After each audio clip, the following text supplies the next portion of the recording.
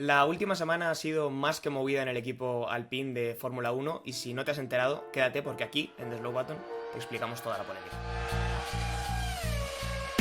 Hola, ¿qué tal? ¿Cómo estáis? Bienvenidos, bienvenidas una semana más al podcast de The Slow Button. Hoy estamos aquí en esta semana entre carreras para desgranar una polémica, o mejor dicho, varias polémicas que han marcado la actualidad de la última semana en el equipo Alpine de Fórmula 1. Si no habéis estado viviendo debajo de una piedra, seguramente os sonará algo de lo que estoy diciendo. El nombre de Colapinto está involucrado con su vuelta oficial a la Fórmula 1, pero también otros líos un poco más turbulentos, un poco más al borde de la legalidad, que nadie sabe explicarse todavía muy bien y que han acabado con Oliver Oaks, que era hasta ahora el jefe de equipo de Alpine, fuera de la categoría, y con, de momento, el gran mítico Flavio Briatore sustituyéndole en ese puesto. Pero bueno, no me voy a adelantar a los acontecimientos porque, como digo, tenemos un buen rato para analizar todo lo que ha ocurrido. Antes voy a presentar a mis compañeros, a ver si alguno de los dos es capaz de explicarme cuál es ese delito por el que Oliver Oaks ha tenido que abandonar la Fórmula 1. Buenas tardes, David, buenas tardes, Javi, ¿cómo estáis? Pues Buenas. bien, la verdad, sorprendidos, ¿no? Con ganas de desengranar. El delito es, hablando en corto, maletinazo en negro, ¿no? O sea, Sí, ha habido billetes, ¿no? Involucrados. sí, billetazos, pero encima ya no solo billetazos, sino con personas no gratas en la Unión Europea ahora mismo. Efectivamente. Vamos a pasar a explicarlo todo, pero como decíamos al principio, lo primero que hay que hablar es de lo evidente, lo que está a la vista de todo el mundo, que es que Jack Doohan ya no forma parte de la estructura de Alpine, vuelve a ser piloto reserva y el que sube evidentemente a su asiento es el más que esperado Franco Colapinto, así que desde aquí nuestra enhorabuena a toda la afición argentina que evidentemente tenía muchas ganas de ver a Colapinto de vuelta. Después, sobre todo, hacer el que yo creo que fue un buen papel en Williams el año pasado. Y de alguna manera, David, eso ha sido lo que le ha permitido volver, ¿no? Que las sensaciones que dejó Colapinto el año pasado fueron buenas y que por lo tanto estaba en el radar de varios equipos, evidentemente en el de Alpine en primer lugar. Justamente, al final, todos los equipos tienen academias de pilotos, ya la formación las estructuras de formación son diferentes al pasado, entonces muchas veces es un ciclo un poco cerrado, ¿no? De que si no perteneces a una estructura de un equipo no puedes subir o no puedes optar a subir. Pero claro, Colapinto tuvo la oportunidad el año pasado de demostrar cosas en Williams, en Fórmula 1, que no es lo mismo que la Fórmula 2. Y al final, cuando tienes una certeza, digamos, de que un piloto ha funcionado en Fórmula 1, pues el resto de los equipos están un poco más dispuestos, ¿no? A fichar a un chaval que no deja de ser joven, pero que ya no viene de la Fórmula 2, sino que ya tiene experiencia en Fórmula 1. Y eso es lo que ha permitido a Colapinto ser titular ahora mismo en Alpine, al menos para las próximas 5 carreras, porque ahora hablaremos del tema contractual, que es un poco extraño en Alpine. Pero también ha sido lo que ha clavado un poco la tumba de Jack Doohan, que Doohan, más allá del rendimiento, que nos puede parecer más o menos bueno, parecía, digamos, declarado a morir, ¿no? Ya antes de empezar la temporada, porque si no recuerdo mal, en el episodio que hicimos de los rookies, que precisamente por ese episodio tuvimos bastante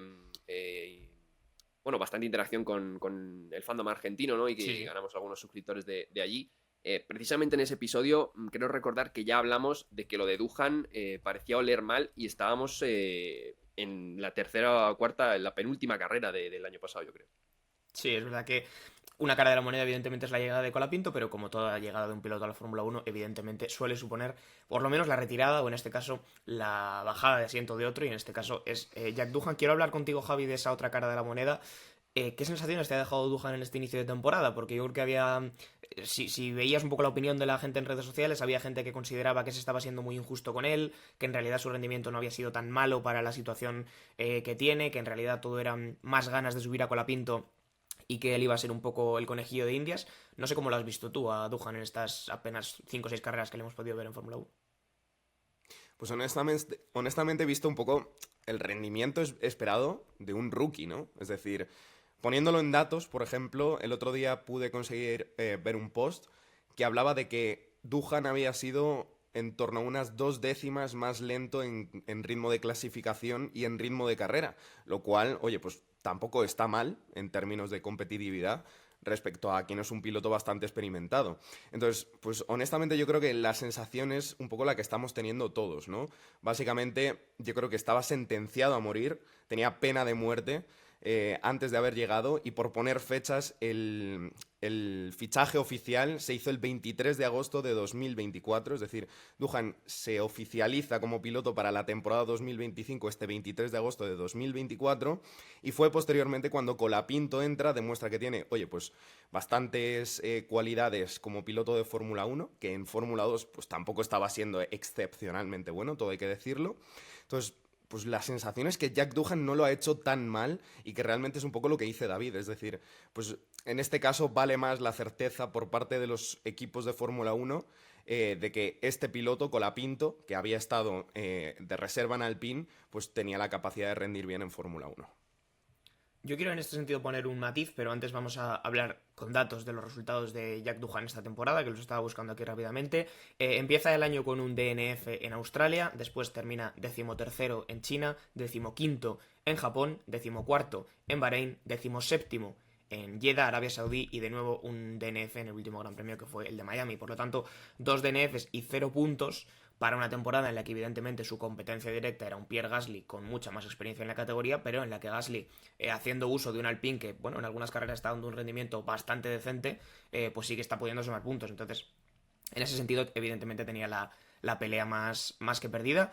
A mí, por otra parte, el apunto que quería dar, no me parece mal que se fiche a Colapinto. Lo que sí que me parece de alguna manera mal es la gestión que se ha hecho, porque como bien decía Javi, me da la sensación de que antes de estar subido en el coche, Doohan ya estaba fuera.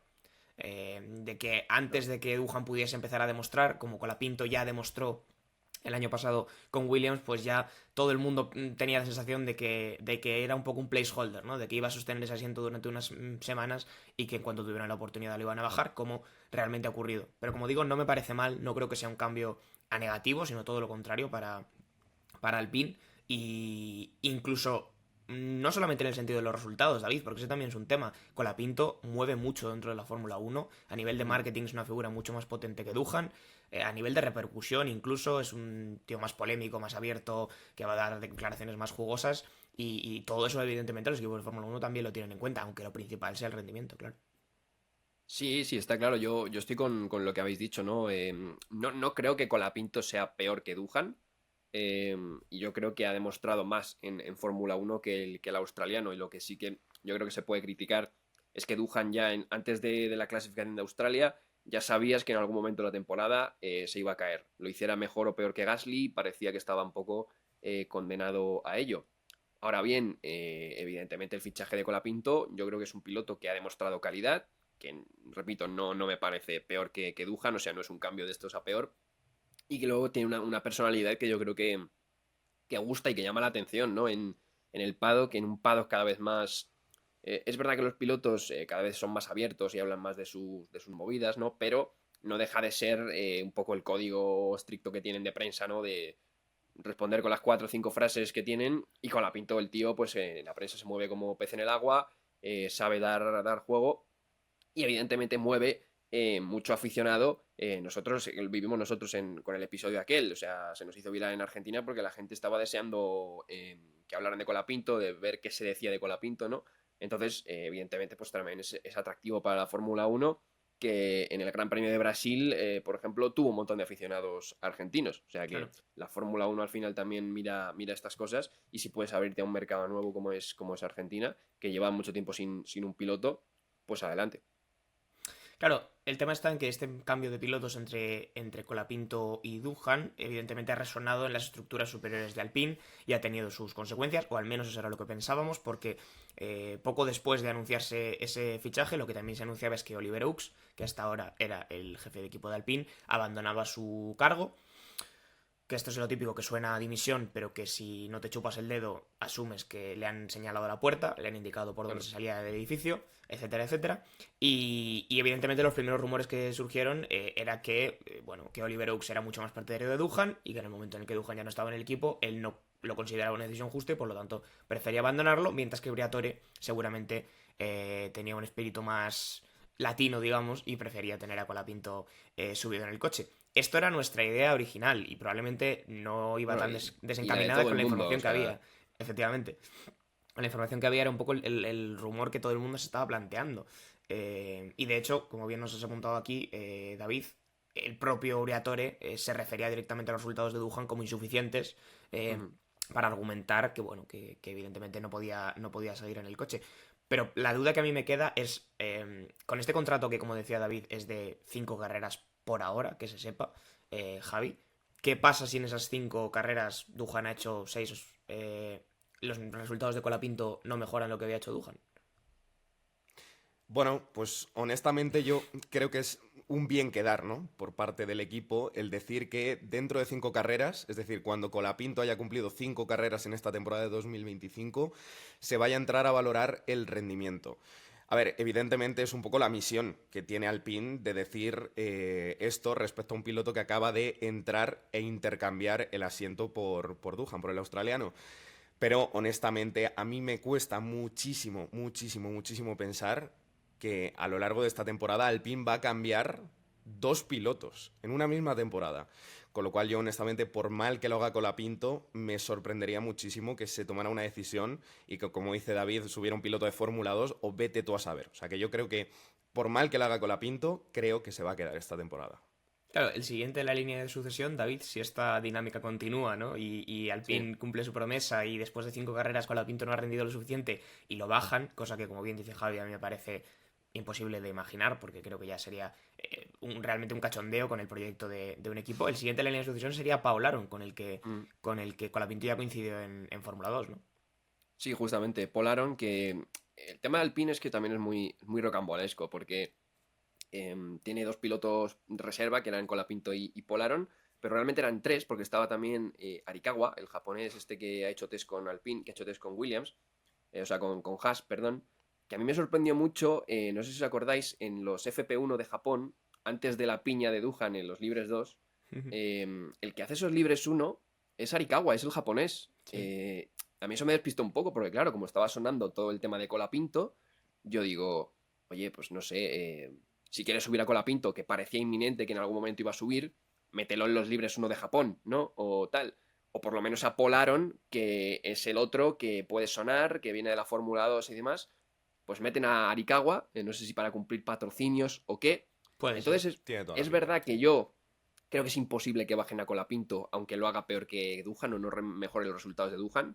Creo que tampoco va a pasar eso. Creo que Colapinto va a rendir en estas carreras algo por encima de lo que ha hecho el australiano. Pero a mí, de todas formas, esto me parece un poco extraño. De las 5 carreras, lo de tener ahí a Paul Aron. Se habla también de que mantienen a Duhan en el equipo por todo el tema de los patrocinios. Lo de Arikawa en los Libres 2, estos de Japón. Yo no sé si Alpine o Briatore también están jugando un poco a me estoy intentando llevar patrocinios de todos los lados y el segundo piloto me da un poco igual y ya veré yo qué hago en 2026. Entonces, no sé. Yo creo que lo de Colapinto está para quedarse. Además, creo que tiene papeles para rendir, por lo que hizo el año pasado, demostró, creo que va a rendir mejor que Duhan, pero de todas formas a mí el segundo asiento de Alpine me está pareciendo un poco Red Bulliano en este sentido. Sí, absolutamente, absolutamente. Y es lo que yo decía antes de empezar el episodio, que me parece muy complicado construir un proyecto serio de equipo si cada piloto que entra tiene solamente la certeza de que va a competir durante 5 carreras. Por eso, en mi opinión, lo normal será que cuando se acaben esas hipotéticas 5 carreras le digan a Colapinto, oye, vas a seguir hasta final de temporada. Yo entiendo y que aquí nadie también dice nada. es lo que ha dicho Javi, lo habrán dicho un poco de cara a la galería. Exactamente. Pero yo no sé si tampoco es la mejor idea coger a Colapinto y decirle, venga máquina, tienes 5 carreras para rendir, ¿no? Yo creo que No, a lo mejor internamente, Colapinto sí que está informado de que por esas 5 eso, carreras no son de yo verdad, creo, claro. yo creo que internamente sí que Colapinto tendrá una certeza, ¿no? Porque le dices, no, 5 carreras, venga, a los toros. Pues, Y os digo más, esas luego- 5 carreras me parece que son. Esa promesa de 5 carreras me parece que son más para Duhan, que al fin y al cabo es un piloto que sigues teniendo en tu estructura y que se queda como piloto reserva, para intentar convencerle de que, Sí. oye, a ti te hemos dado una oportunidad de 6 carreras y ahora a Colapinto le vamos a dar una de temporada completa. Creo que es más para Duhan que para Colapinto y que seguramente Colapinto esté informado de cuáles son los planes reales del equipo. Pero bueno, ese es otro tema. Creo que ya es momento de entrar en el otro apartado del episodio, en el apartado un poco más rocambolesco, en el apartado CSI, porque como decíamos, justo antes de conocerse la decisión del cambio de pilotos, Oliver Oaks abandonaba la estructura y todo el mundo apuntaba que tenía que ver precisamente con esa decisión del cambio de pilotos, que él no estaría conforme, que habría sido partidario de quedarse con Duhan mientras que Briatore prefería a Colapinto y que por lo tanto decidía abandonar el equipo. Pero es que el jueves, te lo pregunto a ti, David, porque precisamente estábamos juntos cuando vimos la notificación Sí. y no entendimos muy bien qué había ocurrido, salta una noticia que cuesta un poco desgranar al principio porque el hermano de Oliver Oaks, William Oaks, que que también estaba involucrado con él en algunas empresas muy relacionadas con el mundo del motorsport, concretamente con Hitech, que si conocéis un poco Fórmula 2 y Fórmula 3, sabes que es un equipo que actualmente compite ahí. De hecho, Eh, Paul Aron competía en Hitech. de hecho, imagínate, es que está todo el mundo ligado en lo mismo. Había sido detenido el bueno de William Oakes en Reino Unido, portando una gran cantidad de dinero en efectivo, y había sido detenido y acusado de un delito. Estoy buscando el nombre del delito porque ahí está, efectivamente, transferencia o transferir propiedades criminales. Esto es una información que saco de Telegraph. No hemos sido capaces de entender cuál es exactamente ese delito, el de transferencia de propiedad criminal, en el Código Penal español, la verdad, pero como bien decía David al principio del episodio y lo iba adelantando, todo apunta a que ese dinero probablemente no era del todo legal o no estaba Sí. declarado, por lo menos, donde debía estarlo, ¿no? Sí, y ya no solo declarado, sino que esto viene de una historia más rocambolesca que relaciona directamente con el conflicto Ucrania-Rusia. Y es que Hitech, la estructura Hitech Grand Prix, que bueno, compite en muchas categorías inferiores, entre las que se encuentran Fórmula 3 y Fórmula 2, el dueño, era el propietario de esta estructura, era Dmitry Mazepin. Sí, señores, Dmitry Mazepin, padre de Nikita Mazepin, expiloto de Fórmula 1 que estuvo un año en Haas. Todos nos acordamos de aquel patrocinio de Uralkali que se tiene que cancelar con la invasión rusa a Ucrania, porque Europa pone estas leyes de fuera patrocinios rusos, fuera los rusos de competiciones europeas, etcétera. Pues Hitech, como estructura deportiva en Europa, tiene que desvincularse de estos oligarcas rusos. Por cierto, Dmitry Mazepin, aparte de ser el padre de Nikita, es oligarca ruso muy cercano al gobierno de Vladimir Putin. Entonces, todos estos oligarcas tienen que desaparecer, digamos, del deporte, de las estructuras deportivas. Y es William Oakes, el hermano de Oliver, el que compra a través de su empresa Hitech a Dmitry Mazepin.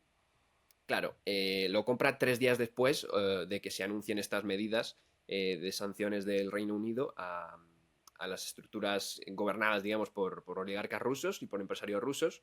Entonces, bueno, se cree que este dinero, digamos que no estaba desvinculado totalmente Dmitry Mazepin del equipo, ¿no? Sino que William Oakes, en vez de gestionarlo él, hacía un poco de nexo con las órdenes de Mazepin desde Rusia, y este dinero en efectivo era una especie de trasvase Rusia-Reino Unido, ya que, bueno, los gobiernos han bloqueado las tarjetas de crédito y todo esto, pues era un poco el intermediario de Mazepin con el equipo que realmente seguía siendo suyo.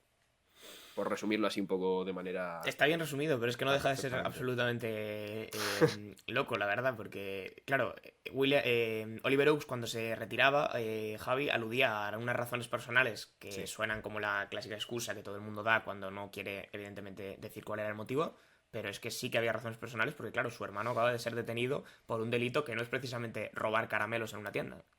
Nosotros caímos, porque recuerdo haberlo comentado por el grupo de WhatsApp que tenemos nosotros tres y decir, buah, pues esto es una pedazo de excusa. O sea, de hecho, la opinión que yo tenía en ese momento era básicamente que Briatore había reventado el equipo desde dentro. Es decir, se había metido y había dicho, oye, mira, esto era Alpine tal y como lo conocíamos y este es el Alpine que propongo yo, de repente.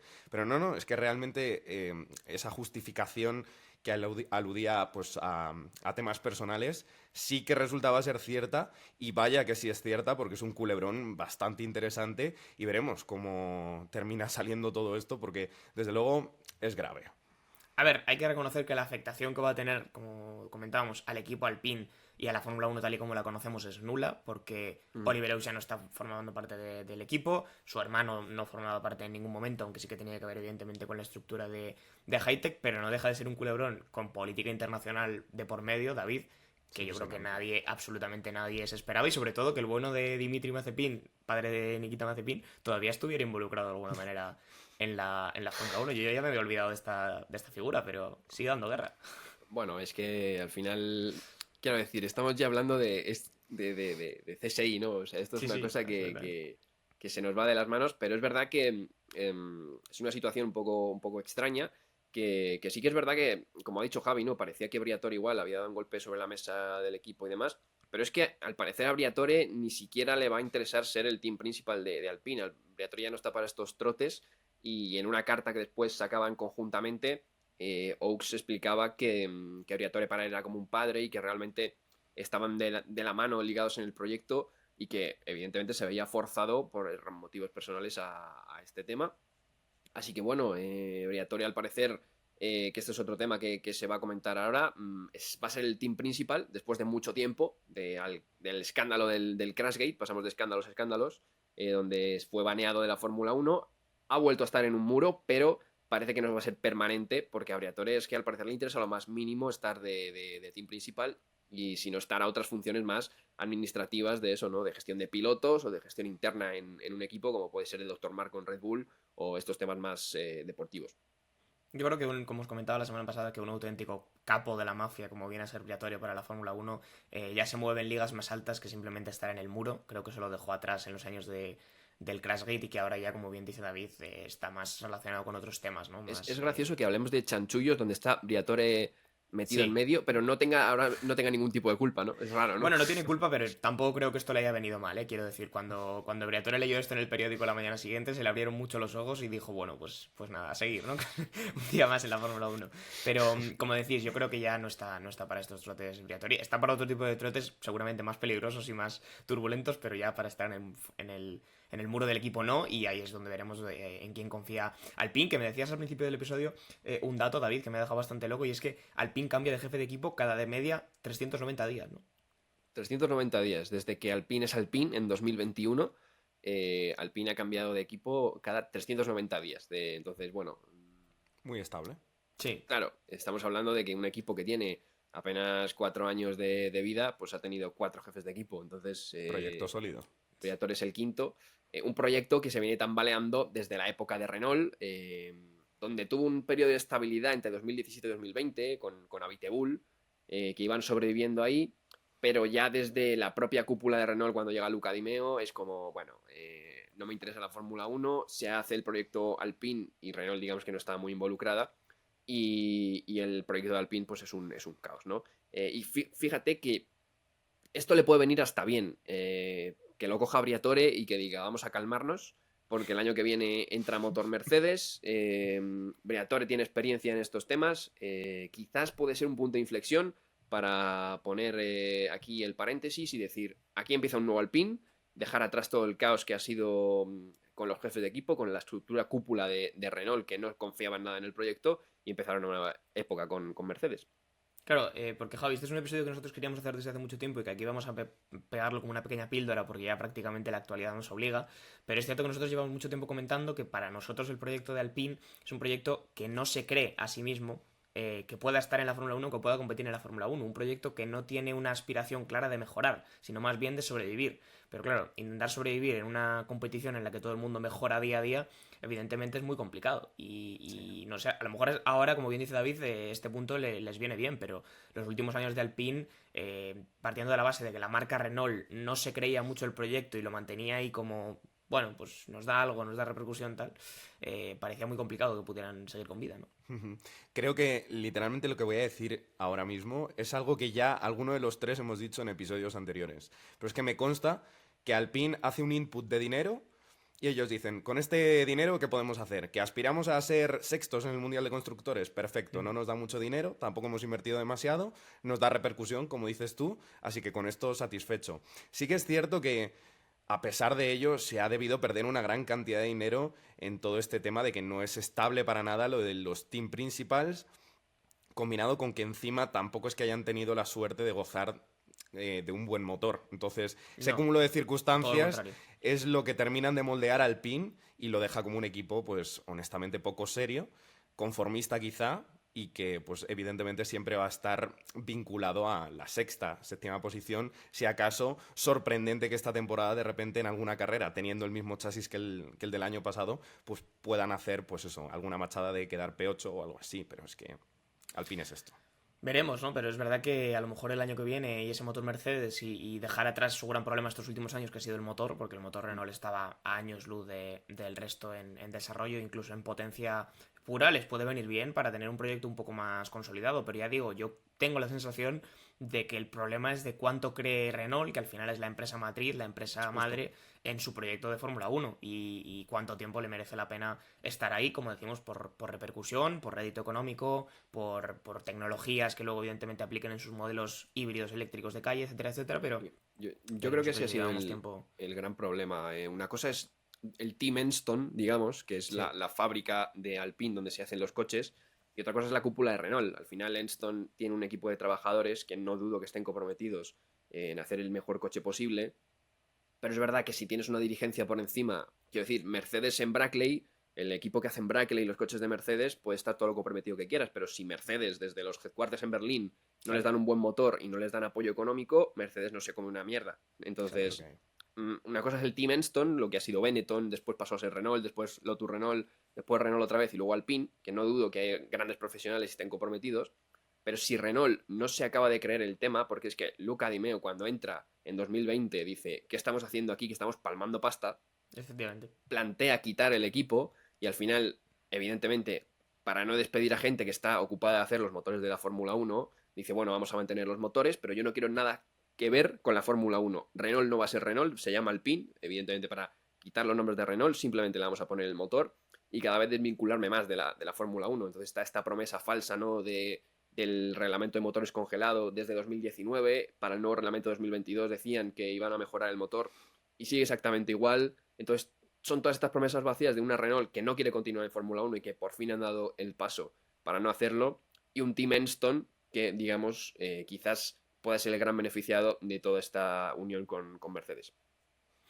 Pues yo creo que poco más queda que comentar. Nosotros, como ya decimos, veníamos hablando desde hace mucho tiempo de que el equipo Alpine no se creía, el equipo Renault no se creía a sí mismo y que yo incluso llegué a valorar que a lo mejor en 2-3 años, si Renault encontraba un lugar mejor donde poner ese dinero, fuera otro proyecto en una categoría de motorsport diferente que le diese otro tipo de réditos, lo hacía y veíamos desaparecer el equipo Renault. La inestabilidad sigue, veremos si ahora con Briatore y el que sea el nuevo jefe de equipo, y sobre todo con Gasly, con la pinta al volante, el equipo da un giro de cara a este 2026, pero por ahora creo que terminen la temporada tal y como están, por el momento será una victoria por todo este proceso de inestabilidad que lleva años afectando al equipo francés. No sé si se nos queda algo en el tintero, David, del tema CSI, Javi, del tema pilotos, no sé, algo que queréis comentar. Solo pero comentar buen que resumen. recuerdo, no tiene mucho que ver, pero bueno, ojo, que el vínculo seguía existiendo. Se dijo en los test de pretemporada de Bahrein de este año que se vio al padre de Mazepin en el circuito. Por ahí estaba. Así que bueno, vete tú a saber si lleva un maletín. Bueno, Y se el lo que sí que estaba lleva- dando a alguien apellidado Oaks. El que sí que lleva un maletín era el bueno de William Oakes, que veremos a los cargos a los que se enfrenta con la justicia británica, pero eso será tema iba a decir de otro episodio, pero seguramente de otro podcast, porque aquí, si nos podemos centrar en hablar de Fórmula 1, casi mejor que mejor, y así no metemos la pata. Vamos a dejar el episodio por aquí, que tampoco queríamos hacer nada muy largo, evidentemente avisándoos y citándoos, porque este fin de semana tenemos carrera, vuelven las carreras además a la gira europea ya en Imola, así que el debut de Colapinto con Alpine se va a producir en Imola, donde tiene además un adelantamiento bastante famoso precisamente a Paul Aron, David, en su última carrera o su último año de Fórmula 2, que es el que están utilizando todos los argentinos para ilusionarse más de lo que ya están de cara a este fin de semana, ¿no? Sí, es que ese fin de semana fue su primera, y no sé si única victoria en F2, porque fue el sábado sprint. Yo creo que igual tiene otra más en sprints, pero fue la más famosa, digamos, por ese adelantamiento final a Paul Aron. Otra cosa que no hemos comentado, a Colapinto le puede venir bien que Imola, Mónaco y Barcelona, que es este triplete, son circuitos que se corren tanto en F3 como en F2. Es decir, son circuitos que tienen más o menos trillados los pilotos jóvenes, que Colapinto conoce, y yo creo que eso le puede venir bien también para intentar estar más cerca de Gasly, y de principio, que igual si te vas a Australia o a Suzuka, son circuitos que no corren allí. Pues seguiremos pendientes del desarrollo del equipo Alpine, también evidentemente de cómo se le va dando la temporada a Franco Colapinto, y como no, lo iremos contando por aquí a partir de la semana que viene, como os decimos ya, con ese Gran Premio de Imola. Os doy las gracias, Javi y David, por haber desgranado lo mejor que hemos podido el tema criminal de Alpine, y como digo, seguiremos muy pendientes de toda la actualidad. Gracias a los que estáis al otro lado por escucharnos, por vernos, por consumir el contenido en redes sociales. No hace falta decirlo, pero está bien decirlo. Y como digo, nos vemos la semana que viene con todo lo que nos deje el Gran Premio de Imola. Un saludo.